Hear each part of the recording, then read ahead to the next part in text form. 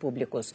Entre os alvos estão o bicheiro Carlinhos Cachoeira, preso em Goiânia, e Fernando Cavendish, dono da construtora Delta, que está foragido.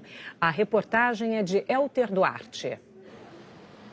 Os policiais federais chegaram ao prédio onde mora o empreiteiro Fernando Cavendish pouco depois das 6 da manhã.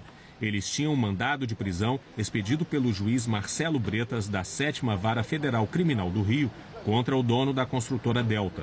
Cavendish não estava em casa e é considerado foragido.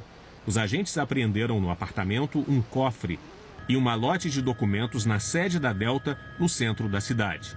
A Justiça emitiu mandados de prisão contra outras 4 pessoas. Segundo a denúncia do Ministério Público Federal, todas envolvidas no desvio de recursos que vieram direta ou indiretamente dos cofres públicos.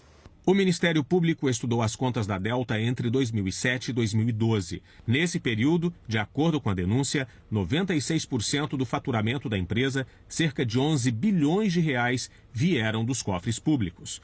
Os procuradores do Ministério Público Federal no Rio dizem que o esquema desviou, desse total, mais de 370 milhões de reais que seriam destinados a obras públicas.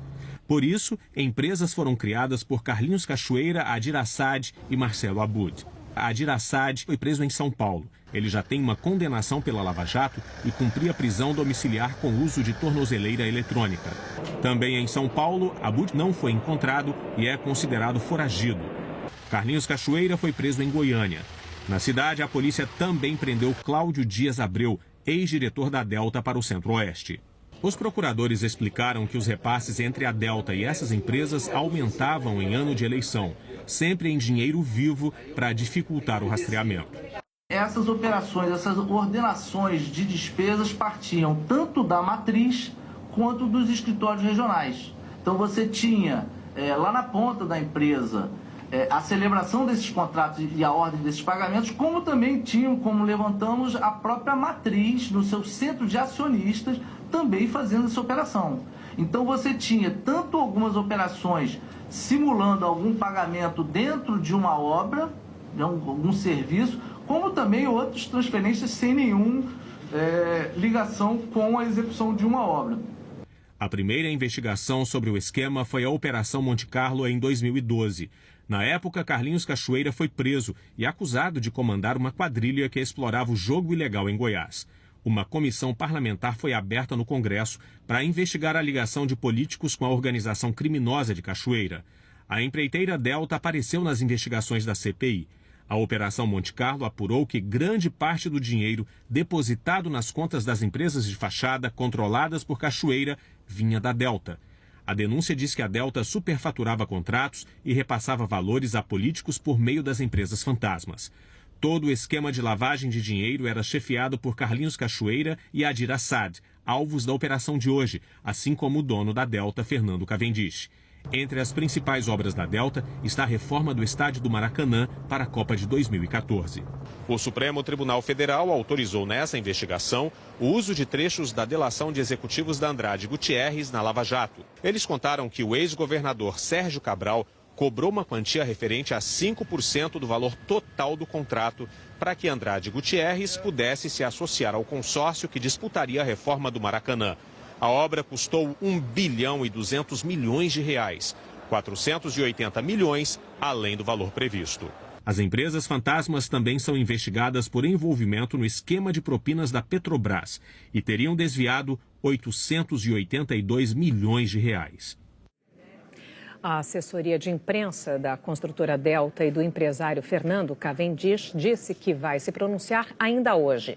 O ex-governador do Rio, Sérgio Cabral, do PMDB, também não se pronunciou ainda. Os agentes da Polícia Federal que estiveram no apartamento de Marcelo Abud, em São Paulo, foram informados que ele vai se apresentar à polícia. Os advogados de Carlos Cachoeira e Cláudio Abreu disseram que vão se manifestar quando tiverem mais detalhes das denúncias. Em nota, a construtora Andrade Gutierrez informou que mantém o compromisso de colaborar com as autoridades sobre os assuntos pertinentes à Lava Jato e tem prestado todos os esclarecimentos no decorrer das investigações. Nós não conseguimos contato com a defesa de Adir Assad. Agora a gente vai ao vivo ao Rio de Janeiro conversar ao vivo, portanto, com o repórter Elter Duarte. Elter, boa tarde. Você está aí em frente à sede da Polícia Federal. Já se tem notícia do empresário Fernando Cavendish, não? Oi, Sandra, boa tarde. Pois é, os investigadores ficaram sabendo que ele deixou o Brasil no último dia 22. Não sabem para que país ele foi. Agora, eles não acreditam que tenha havido vazamento de informações dessa operação de hoje de manhã. Eles acham que ele estava com essa viagem marcada mesmo antes. Agora, independentemente disso, o nome do Fernando Cavendish vai entrar para a lista de foragidos da Interpol à Polícia Internacional. Agora, sobre os outros 4 mandados de prisão que foram emitidos pela Justiça Federal, você disse que o advogado do Marcelo Abud informou que o cliente vai se apresentar realmente aqui na Polícia Federal. Agora, os agentes ainda estão esperando por essa apresentação. O Carlinhos Cachoeira e o Cláudio Dias Abreu, que foram presos em Goiânia, devem chegar aqui à sede da PF a qualquer momento, assim como o empresário Adir Assad, que foi preso em São Paulo. Agora, além dessas 5 pessoas, outras 18 foram denunciadas pelo Ministério Público Federal por envolvimento nesses crimes. As 5 prisões, elas não têm prazo para acabar, elas não têm um período determinado. Depois de prestar depoimento aqui na Polícia Federal, eles devem seguir para um presídio aqui no Rio. Sandra. Ok, Elter Duarte, ao vivo do Rio de Janeiro. Muito obrigada pelas suas informações.